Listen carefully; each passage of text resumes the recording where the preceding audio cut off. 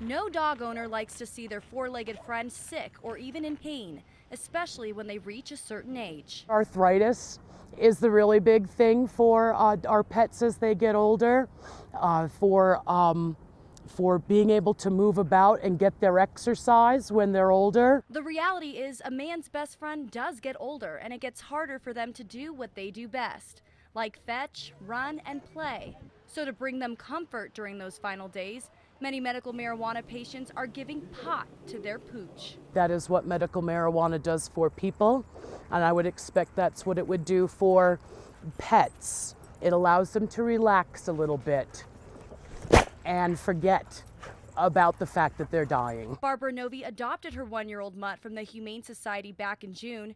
Now she believes this controversial cannabis movement will not only revolutionize the pot industry in Colorado, but also be therapeutic for dogs needing treatment. Medication of any type that will help someone that's natural will help their pet as well. But is it safe? There just hasn't been enough research that has been presented to the medical community that would inform us as to how to safely use medications such as marijuana. Dr. John Suddeth from Northwest Animal Hospital in Colorado Springs says giving your pet, or in this case your dog, medical marijuana can actually be deadly. You're really playing with fire. You don't really know what you're giving and what kind of side effects you're going to have.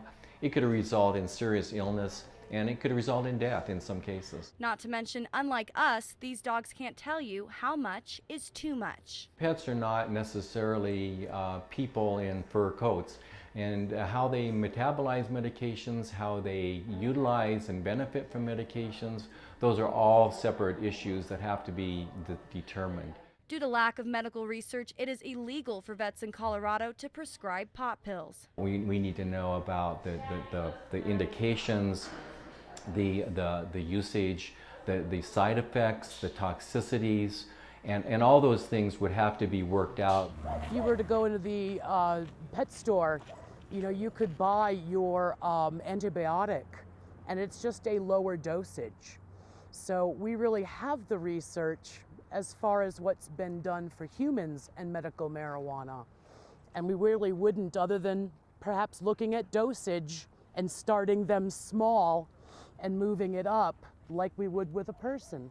And Barbara's not alone. If it's gonna, reduce your pain instead of putting her on some dog morphine or something, then absolutely. Long-term supporters are also hoping clinical studies will help them move the Pot for Pets movement forward. I would like to know what kinds of things to look for after you've given the dog a treatment, what to see if it's successful or not, how to tell whether or not your dog is reacting well to it. And as far as the dosage, it would be interesting, certainly you'd want to know what type has worked for them. Ultimately, until there's more information on the topic, the debate, I've always felt that pot's an illegal drug, will continue. If my dog had some type of a nerve problem, or it was healing from an operation, or other things as we talked about with cancer, I'd absolutely give my dog medical marijuana.